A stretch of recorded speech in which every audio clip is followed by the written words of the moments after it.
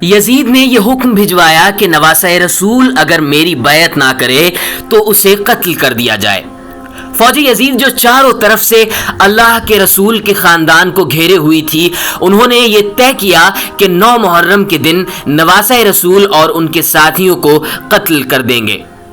مولا حسین نے حضرت عباس رضی اللہ تعالیٰ عنہ سے کہا کہ عباس جاؤ یزید کی فوج کے پاس، ان سے کہو کہ نبی کا نواسہ کہتا ہے ہمیں ایک رات اللہ کی عبادت کرنے کے لیے دی جائے۔ حضرت عباس رضی اللہ تعالیٰ عنہ جیسے ہی امام حسین رضی اللہ تعالیٰ عنہ کا فرمان فوج یزید کو سناتے ہیں تو وہ ہنسنے لگتے ہیں، اور یہ فیصلہ کیا گیا کہ اب جنگ 9 محرم کو نہیں بلکہ 10 محرم کو ہوگی۔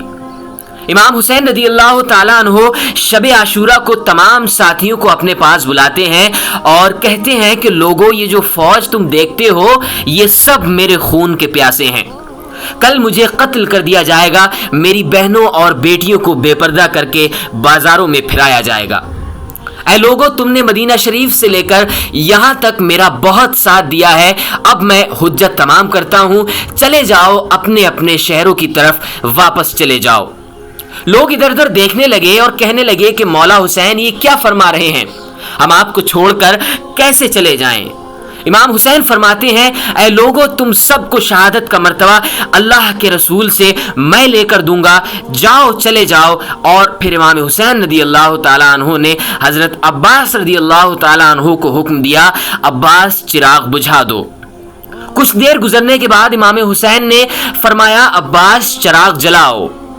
جیسے ہی چراغ جلا تو امام حسین رضی اللہ تعالیٰ عنہ دیکھتے ہیں ایک ایک کر کے مولا کا چاہنے والا اپنی تلوار اپنی گردن پر رکھ کر کہتا ہے اے نواسہ رسول، ان ظالموں کے بیچ میں ہم آپ کو تنہا چھوڑ کر نہیں جا سکتے، جب ہم مر جائیں گے تو آپ کے نانا جان کو کیا منہ دکھائیں گے، ہماری جانیں اور ہمارے بچوں کی جانیں آپ پر قربان۔ پھر امام حسین رضی اللہ تعالیٰ عنہ فرماتے ہیں جاؤ اللہ کی عبادت میں مشغول ہو جاؤ، کل ہمیں اللہ کے دین پہ قربان ہونا ہے۔ بس رات ڈھلنے لگی اور 10 محرم کا سورج طلوع ہونے لگا تو امام حسین رضی اللہ تعالیٰ عنہ نے امام علی اکبر سے کہا جاؤ بیٹے اذان دو۔ اذان ہونے کے فوراً بعد رسول اللہ صلی اللہ تعالیٰ علیہ وسلم کے جانثاروں نے فجر کی نماز پڑھی۔ اتنے میں فوج یزید امام حسین رضی اللہ تعالیٰ عنہ کے اوپر نماز کی حالت میں حملہ کر دیتے ہیں، اور پھر اس کے بعد ہر ایک شہید شہادت کا جام پیتا گیا۔ کبھی حر شہید ہوتے ہیں تو کبھی قاسم شہید ہوتے ہیں تو کبھی علی اکبر شہید ہوتے ہیں، کبھی عباس علمبردار شہید ہوتے ہیں تو کبھی اون و محمد شہید ہوتے ہیں تو کبھی ننھے اصغر شہید ہوتے ہیں۔ ایک ایک کر کے خاندان رسول کے سبھی افراد شہید ہو گئے، اور پھر جب کوئی نہ رہا تو امام حسین رضی اللہ تعالیٰ عنہ خیمے میں آ کر کہتے ہیں اے میری بہنوں، اے میری بیٹیوں، اپنے حسین کا آخری سلام قبول کرو۔ حضرت امام حسین رضی اللہ تعالیٰ عنہ نے فرمایا زینب میرے شہید ہونے کے بعد تمہیں قید کیا جائے گا۔ پھر آپ دوسرے خیمے کی طرف جاتے ہیں جہاں پر آپ کے شہزادے امام زین العابدین رضی اللہ تعالیٰ عنہ بیمار بستر پر لیٹے ہوئے ہوتے ہیں۔ امام حسین رضی اللہ تعالیٰ عنہ فرماتے ہیں زین العابدین اٹھو، اپنے بابا کا آخری سلام قبول کرو۔ امام زین العابدین اٹھتے ہیں اور دیکھتے ہیں کہ امام حسین رضی اللہ تعالیٰ عنہ خون سے رنگے ہوئے ہیں، لباس سادہ اور پھٹا ہوا ہے۔ امام حسین رضی اللہ تعالیٰ عنہ فرماتے ہیں کہ علی اصغر کو برچی لگی ہوئی ہے اور ان کی لاش وہاں پر رکھی ہوئی ہے۔ ایک ایک کر کے اللہ کی راہ میں سب قربان ہو گئے ہیں۔ اپنے نانا کے دین کو بچانے کے لیے میرے لختے جگروں نے شہادت کا جام پی لیا ہے۔ بس اتنا سنتے ہی امام زین العابدین رضی اللہ تعالیٰ عنہ سہارے سے اٹھتے ہیں اور کہتے ہیں بابا مجھے اجازت دیں، میں میدان میں جنگ کے لیے جاؤں گا۔ امام حسین رضی اللہ تعالیٰ عنہ فرماتے ہیں بیٹا زین العابدین، تمہارا امتحان اتنا آسان نہیں، مجھے شہید ہونے دو، ہمارا امتحان ختم ہونے دو، تمہیں اپنی بہنوں بیٹیوں اور ماؤں کے ساتھ بازار میں قیدی بن کر جانا ہے۔ زین العابدین تمہیں یزید کے دربار میں خطبہ سنانا ہے۔ امام زین العابدین یہ سن کر زار و قطار رونے لگے اور نظریں اٹھا کر پوچھنے لگے کہ اے میرے بابا، آپ نے اتنا پرانا لباس کیوں پہنا ہے؟ امام حسین رضی اللہ تعالیٰ عنہ نے فرمایا زین العابدین مجھے پتا ہے کہ یہ لوگ اتنے بے غیرت ہیں کہ میرے شہید ہونے کے بعد میرے جسم سے لباس اتار دیں گے، میری لاش کو لوٹیں گے، شاید اس غریب کا پرانا لباس دیکھ کر ان کی غیرت جاگ جائے۔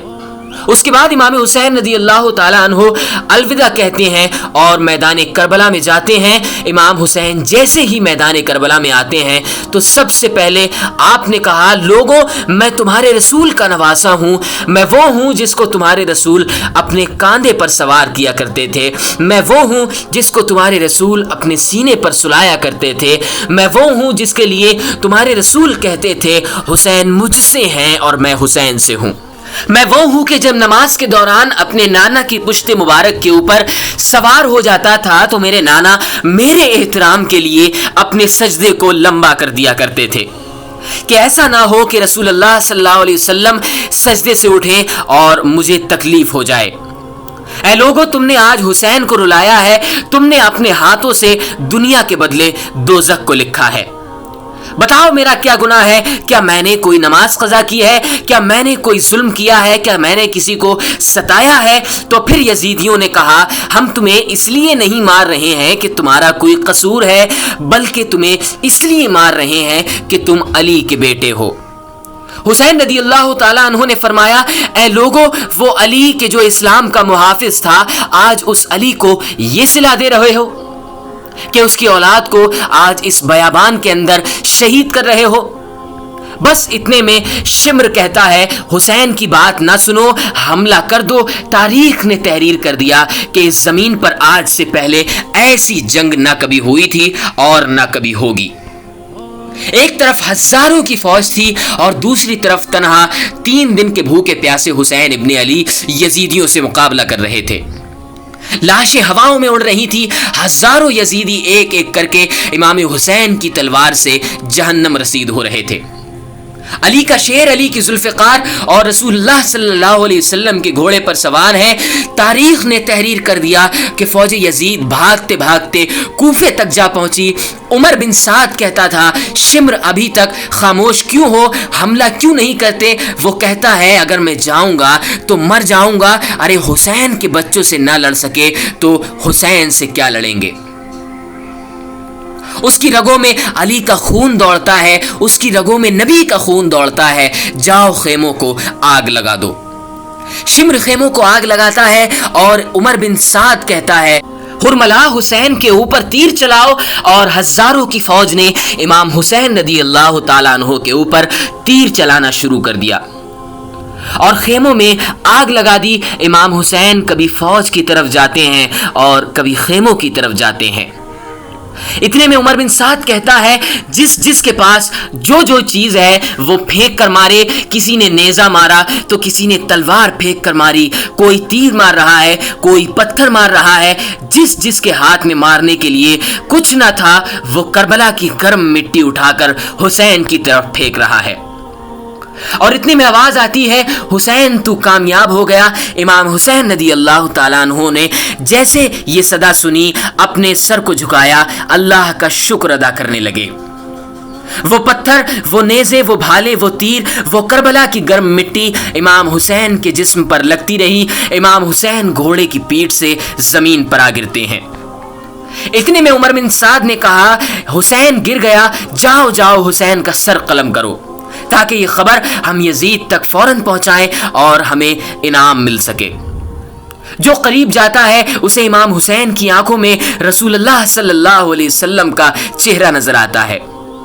وہ روتا ہوا واپس آ جاتا ہے۔ اتنے میں شمر کہتا ہے یہ کام مجھ سے ہی ہوگا، لاؤ خنجر لے کر آؤ۔ شمر خنجر لے کر امام حسین کے قریب جاتا ہے اور اس وقت آپ سجدے میں ہوتے ہیں۔ شمر خنجر لے کر امام حسین رضی اللہ تعالیٰ عنہ کی گردن پر رکھتا ہے اور چلانے لگتا ہے۔ شمر نے دیکھا کہ امام حسین کچھ پڑھ رہے ہیں۔ اس نے مسکرا کر سوچا کہ شاید حسین پچھتا رہے ہیں۔ اس نے سوچا کہ قریب جا کر سنوں تو صحیح کہ آخر حسین کیا کہہ رہے ہیں، پھر جا کر یزیدیوں کو سناؤں گا۔ اتنے میں شمر کان قریب کر کے سننے لگا تو امام حسین فرما رہے تھے، یا اللہ قبول فرما اسے، تیرے دین کے لیے سب کچھ قربان کر دیا، یا اللہ گواہ رہنا تیرے نبی کے نواسے نے تیرے دین کے لیے سب کچھ فدا کر دیا۔ امام حسین رضی اللہ تعالیٰ عنہ اس طرح شکر ادا کر رہے ہیں اور اپنے رب کی حمد و ثنا فرما رہے ہیں۔ اتنے میں امام حسین رضی اللہ تعالیٰ عنہ نے آنکھیں کھولی اور شمر سے کہا، بدبخت کیا تجھے پتا نہیں میں کون ہوں؟ شمر نے کہا، ہاں مجھے پتا ہے، تو رسول اللہ کا نواسا ہے، علی کا بیٹا ہے، فاطمہ کا لال ہے۔ امام حسین رضی اللہ تعالیٰ عنہ نے شمر سے کہا، تم پھر بھی مجھے قتل کر رہے ہو؟ شمر نے کہا، تمہیں قتل کر کے مجھے سونا ملے گا، مجھے حکومت ملے گی۔ امام حسین رضی اللہ تعالیٰ عنہ نے اس سے فرمایا کہ میں جنت کا سردار ہوں، کیا تمہیں اپنی جنت کی فکر نہیں؟ شمر ہنستا رہا اور امام حسین رضی اللہ تعالیٰ عنہ کی گردن پر خنجر چلاتا رہا۔ امام حسین رضی اللہ تعالیٰ عنہ اللہ کا ذکر کر رہے تھے اور یوں نواسہ رسول کا سر تن سے جدا ہو گیا۔ امام حسین رضی اللہ تعالیٰ عنہ کا سر قلم کرنا تھا، فوج یزید میں خوشی کا ماحول برپا ہو گیا، سب جھومنے لگے، ناچنے لگے۔ عمر بن سعد نے کہا، لوٹو اہل بیت کے خیمے کو لوٹو۔ فوج یزید ایک ایک چیز کو لوٹنا شروع کر دیتی ہے۔ اتنے میں شمر نے دیکھا کہ ایک 4 سال کی بچی میدان میں بابا بابا کر رہی ہے۔ شمر اس کے قریب گیا، اس بچی نے سوچا کہ شاید میں یتیم ہو گئی ہوں، یہ میرے سر پر ہاتھ رکھے گا۔ شمر نے دیکھا وہ بچی اپنے کانوں میں بالیاں پہنے ہوئے ہے، اس نے بالیوں کو پکڑا اور زور سے کھینچ کر باہر نکال دیا۔ وہ بچی کربلا کی زمین پر بیٹھ گئی اور کہنے لگی، دادا علی آپ کہاں ہیں؟ ہمارے خیموں کو جلا دیا گیا ہے۔ اتنے میں عمر بن سعد کہتا ہے کہ یزید کا حکم ہے کہ سب کے جسم سے سر کو کاٹ کر میرے پاس لے آؤ اور لاشوں پر گھوڑے دوڑاؤ، تاکہ دنیا کو معلوم ہو جائے کہ یہ جو یزید کے سامنے آئے گا، یزید اس کی بیٹیوں بہنوں کو بے پردہ کر دے گا اور اس کی لاش کو ایسا کر دے گا کہ کوئی اسے پہچان نہیں پائے گا۔ شمر نے کہا، لاشوں کو لگاؤ، گھوڑوں کو تیار کرو۔ اتنے میں قبیلے سے آواز آتی ہے کہ اکبر کی ماں ام لیلا ہمارے قبیلے سے ہے، ہم اکبر کی لاش پہ گھوڑے نہیں دوڑائیں گے۔ عمر بن سعد نے کہا، ٹھیک ہے، اکبر کی لاش کو جدا کر دو۔ تو کسی نے کہا کہ اون محمد ہمارے قبیلے سے ہیں، تو ان کی لاش بھی جدا ہو گئی۔ کسی نے کہا، جناب عباس پہ ہم گھوڑے نہیں دوڑائیں گے۔ کسی نے کہا کہ قاسم یمن کی شہزادی کا بیٹا ہے، ہم اس پر گھوڑے نہیں دوڑائیں گے۔ کربلا کی تاریخ نے تحریر کر دیا کہ جتنے بھی شہید تھے ان کے لیے کوئی نہ کوئی یہ کہنے والا ضرور تھا کہ اس کا تعلق ہمارے قبیلے سے ہے، اور ان تمام شہیدوں کی لاشیں جدا ہو گئیں۔ بس امام حسین رضی اللہ تعالیٰ عنہ کربلا کی زمین پر پڑے رہے۔ کسی نے یہ نہیں کہا کہ یہ ہمارے رسول کا نواسا ہے، یہ علی مرتضیٰ کا بیٹا ہے۔